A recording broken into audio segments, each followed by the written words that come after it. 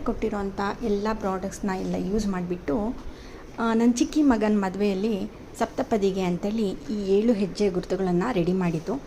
So ಕಾರ್ಡ್ಬೋರ್ಡ್ನ first ಏನು food ಶೇಪಲ್ಲಿ mark ಮಾಡಿಕೊಂಡು ಕಟ್ ಮಾಡಿಕೊಂಡು ಆಮೇಲೆ ಫ್ಯಾಬ್ರಿಕ್ನ ಅದಕ್ಕೆ ಅಟ್ಯಾಚ್ ಮಾಡಿ ಲೇಸಸ್ ಎಲ್ಲ ಯೂಸ್ ಮಾಡಿದ್ದು, ಸ್ಟೋನ್ ಲೇಸ್, ಪರ್ಲ್ ಲೇಸ್ ಎಲ್ಲ ಯೂಸ್ ಮಾಡಿ, ಸೀಕ್ವೆನ್ಸ್ ಎಲ್ಲ ಯೂಸ್ ಮಾಡಿ ಇದನ್ನು ರೆಡಿ ಮಾಡಿದಾಗಿತ್ತು. ಪ್ರೊಸೆಸ್ನ ತುಂಬ ಎಂಜಾಯ್ ಮಾಡಿದ್ವಿ ನಾನು ಮತ್ತು ನನ್ನ ಮಗಳು.